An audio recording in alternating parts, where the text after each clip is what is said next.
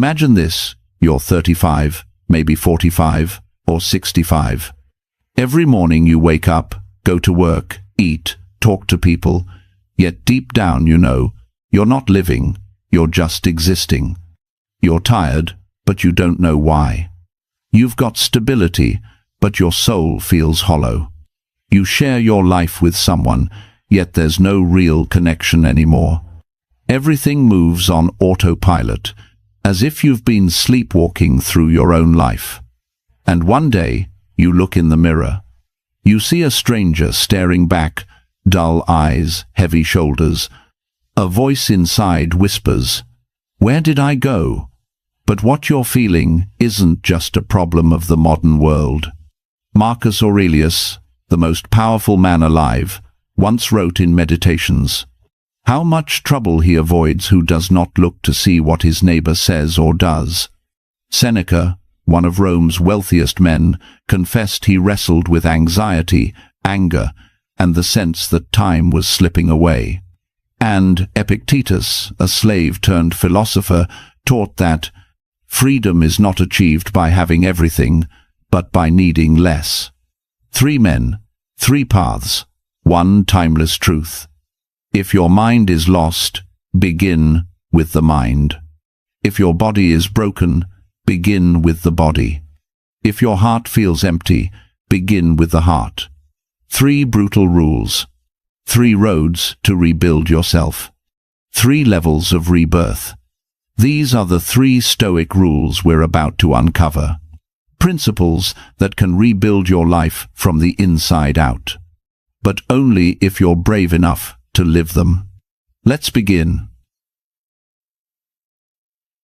Rule 1. Fix the mind. Marcus Aurelius once wrote, "You have power over your mind, not outside events. Realize this, and you will find strength." Yet, today, most people have surrendered that power. Our minds no longer belong to us, they belong to the noise. News cycles, social media, endless comparison. We scroll, we react, we consume, until the inner voice that once guided us falls silent. Your mind has become a battlefield, and you didn't even notice the invasion. 1. Detox the mind. You can't build a new life using old thoughts.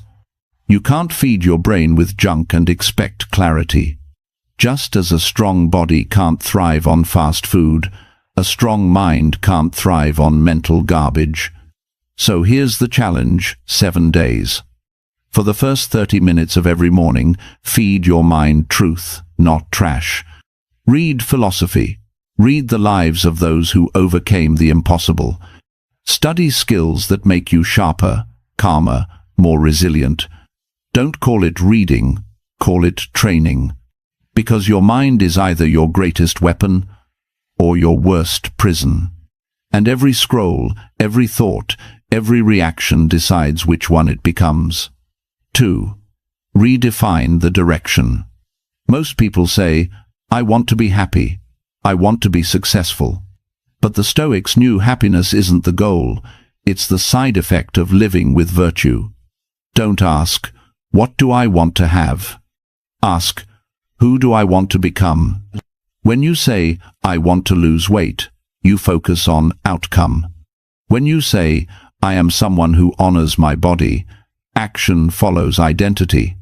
That's not habit change, that's identity shift. Write this down. I am becoming. Then, finish the sentence not with who you wish to be someday, but with who you choose to be today.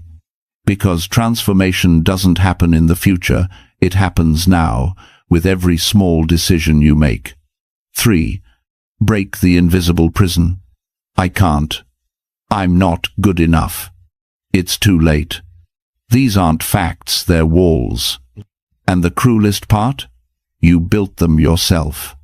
The Stoics called this ascent the act of agreeing with the lies your fear whispers. But the moment you stop agreeing, you begin to break free. Write down the 3 beliefs that hold you back. Then rewrite each one as a declaration of power. I don't have time becomes I'm learning to prioritize what matters. I'm not smart enough becomes, I'm developing the skills I need. It's too late becomes, every moment is a new beginning. Each rewritten sentence is a hammer striking the wall of your old identity. Each word a crack that lets light in. 4. The mind training ritual. Every morning, write 3 thoughts that strengthen you and 3 that weaken you. Throughout the day, catch the negative ones the moment they appear and replace them with something true. At night, ask yourself, did my mind serve me today, or did it sabotage me? This isn't about thinking positive, it's about thinking with discipline. It's the mindset of a warrior, calm under fire, clear in chaos, unshaken by noise. Because when you master your mind, you master your fate. When you command your thoughts, you command your reality. So say this to yourself, not as a quote, but as a vow. My mind is my kingdom, and I am its sovereign ruler. And from this moment on, no one rules it but you. Rule 2. Fix the body. Your body is the foundation of your soul, the vessel that carries your mind and your purpose through life. You can't maintain a strong mind while living inside a weak body. The Stoics knew this thousands of years ago. Marcus Aurelius reminded himself each dawn. At daybreak, when you find it hard to get out of bed, remember, you were born to act as a human being. And so he rose, not because it was easy, but because discipline was his nature. 1. Nutrition is discipline. Your body is not a trash bin. Every bite you take is a choice to strengthen yourself or to sabotage your potential. Before every meal, ask yourself, will this bring me closer to the person I want to become, or keep me chained to who I used to be? Don't aim for dieting, aim for awareness. Because when you control the fork, you begin to control your life. You don't have to chase perfection, just consciousness. Every conscious choice rewires the connection between your body and your willpower. Food can either fuel your purpose or feed your weakness. Choose with intention. 2. Sleep is the energy of wisdom. Seneca once warned, it's not that we have a short time to live, but that we waste much of it. Every late night you trade for another episode, another scroll, another distraction you steal from tomorrow's strength. No one ever built greatness with a tired mind and a foggy soul. Sleep is not laziness, it's recovery. 7 to 8 hours every night, not as a luxury, but as a ritual of self-respect. When you sleep well, your thoughts sharpen, your emotions balance, and your willpower resets. Protect your rest like a warrior sharpens his sword, because your future depends on how you restore today. 3. Movement is emotion. Emotion lives in the body, and it stagnates when you stay still. You're anxious? Walk. You're angry? Run. You're lost? Lift something heavy. Breathe deeply. Feel your heart beating again. Epictetus, though crippled, taught, no great thing is created suddenly. So move daily, even for 20 minutes. No gym needed, no expensive gear, just discipline. Climb the stairs, do squats, stretch, take cold showers. It's not the movement itself, it's the message you send to your own mind. I am still in command. Each act of movement, no matter how small, is a silent declaration of power. 4. The practice of voluntary discomfort. The Stoics had a sacred idea, voluntary discomfort, choosing hardship on purpose to grow stronger. Seneca would sleep on the floor, just to remind himself he could live without luxury. Marcus trained his body in the chaos of war, not in the comfort of palaces. And you? Every time you choose ease, you teach yourself to break promises. Every time you choose challenge, you teach yourself to trust your own strength. So start small, drink one more glass of water, take that cold shower, run for 10 minutes, eat vegetables instead of sugar. Tiny choices, massive transformation. Because every act of discomfort builds a quiet, unshakable faith in yourself. Write this down, not as motivation, but as devotion. My body is my temple, and I am its loyal guardian. Now, rise and act like it. Rule 3. Fix the heart. Have you ever felt empty, even when life looks fine from the outside? That's not weakness. That's a silent signal your heart has gone numb. You built walls to protect yourself from pain, but walls don't just keep out the hurt, they keep out the joy too. Marcus Aurelius wrote, "Be like the rock against which the waves break, it stands firm, and the raging waters fall still around it." A strong heart is not the one that never feels pain. It's the one that stays open, even after being broken. 1. Find your heart again. Sit still. No phone, no music, no distractions. Then ask yourself 3 questions. If I could not fail, how would I live? What am I pretending not to care about when deep down I care deeply? And when no one is watching, who am I, really? Don't run from the answers that make your chest tighten. That trembling is proof you're still alive. Write down what you hear, because those words aren't just thoughts, they're whispers from your soul, begging to be heard. You don't rediscover your heart by chasing pleasure, you rediscover it by listening to the silence beneath your noise. 2. Let go of the weight. Your heart carries too much luggage from the past. Anger, guilt, regret, fear, disappointment. Those things aren't you, they're just stories you've been replaying for too long. Epictetus once said, "It's not what happens to you that hurts, but how you react to it." So tonight and for the next 30 nights, write one thing you forgive. Forgive a person, forgive yourself. Not because they deserve peace, but because you do. When you let go, you don't become weak, you become weightless. Forgiveness isn't surrender, it's liberation. It's the art of putting down the chains you were never meant to carry. 3. Live with purpose. A heart without direction will always wander in darkness.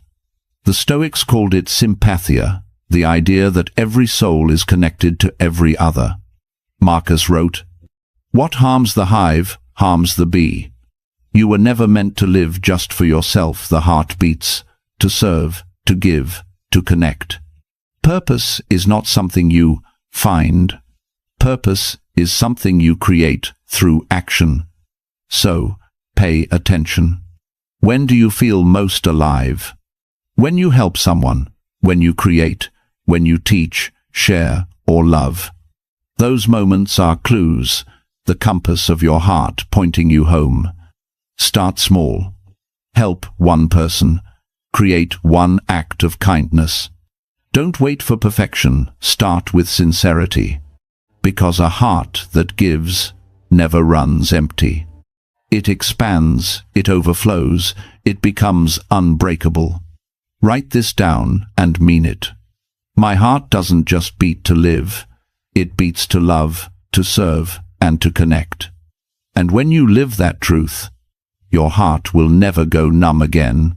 Now that you understand the essence of the 3 principles, the question is, are they connected? These 3 rules do not stand alone. They form a circle of rebirth.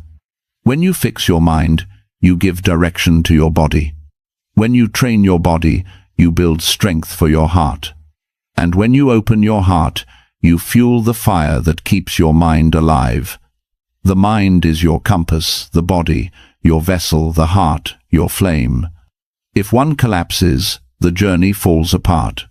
But when all 3 move in harmony, you become unstoppable. Marcus battled anxiety. Seneca doubted himself. Epictetus lost his freedom, yet found inner peace. None of them were perfect. They were simply relentless. Each day, one choice, one step forward, and that was enough to change history. You don't need to be flawless. You just need to show up every single day and stay loyal to your path. Let me tell you a story. A few years ago, a man named James hit rock bottom, burned out at work, disconnected from his family, drowning in self-doubt. One morning, he decided to rebuild himself the Stoic way. He began by fixing his mind 30 minutes of reading Marcus Aurelius instead of scrolling. Then his body cold showers, daily runs, disciplined sleep. Finally, his heart forgiving his father, volunteering at a shelter, learning to love through service. Months later, his life didn't just change, his energy did. He stopped chasing happiness and started embodying it. He became calm, grounded, unshakable. That is the power of the 3 Stoic rules, not as philosophy, but as daily practice. Because transformation isn't about perfection, it's about alignment. Mind, body, heart. When they move as one, nothing can break you. Conclusion. Fix your mind, and you'll fix your life. Train your body, and you'll free your soul. Heal your heart, and you'll never lose your way again. You were not born merely to survive. You were born to awaken. The world doesn't need another copy, it needs you. The raw, honest, powerful, unbreakable version of you. And once you begin this path, you'll realize something profound. There is no old life to go back to. There's only the new life waiting for you to rise and claim it. So, write this deep into your mind. I am the author of my own transformation. I am the warrior of my mind, the guardian of my body, and the protector of my heart. Now stand tall.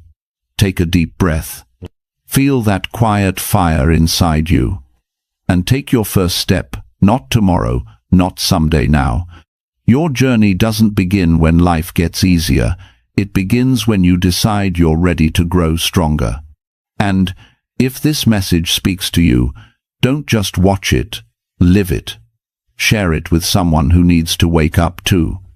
Leave a mark, not just a view. Hit like if this reminded you of your own strength. Subscribe so we can walk this Stoic path together every week. And in the comments, write just one sentence, a promise to yourself. I begin my transformation today. Because you can. Because you must. Because the world is waiting for the awakened you. Thank you for watching.